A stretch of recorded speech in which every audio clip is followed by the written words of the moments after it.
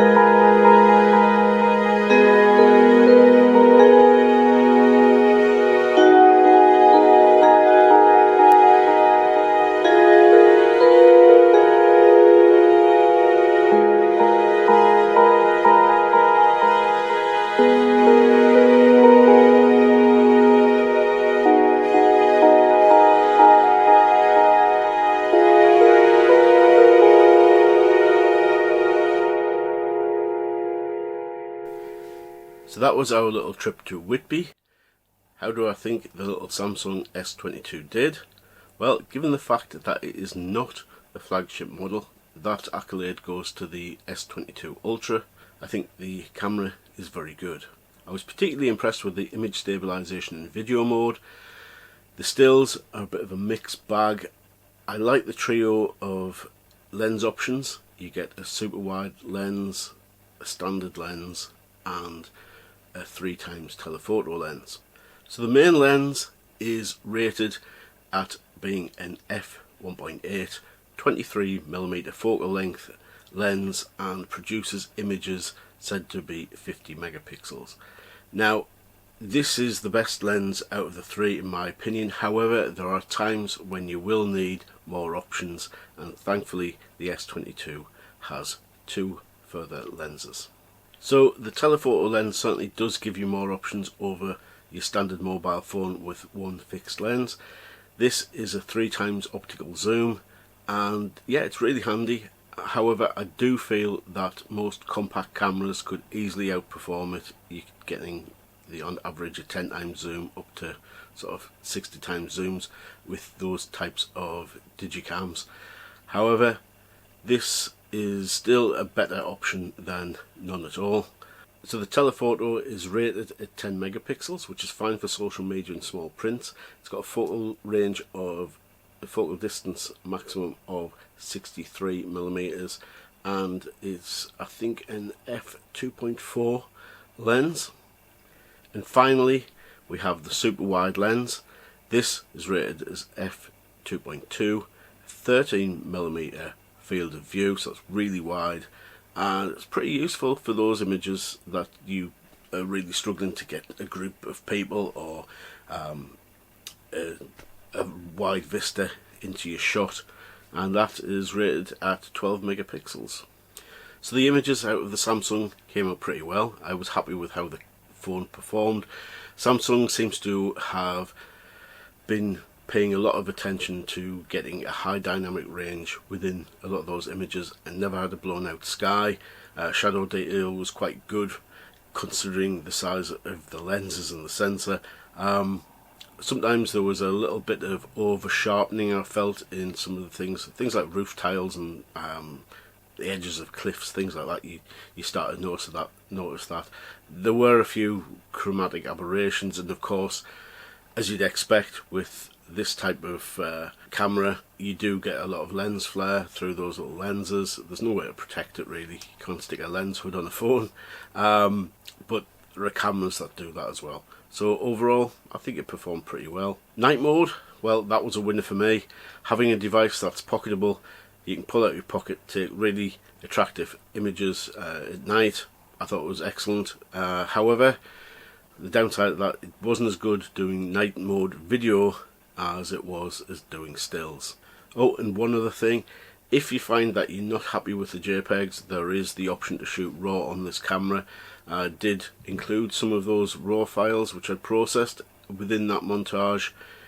If you can tell me which ones they were compared with the JPEGs, I'd be very impressed. I thought they were pretty good. RAW just gives you the extra option to correct any things that the JPEG can't quite do.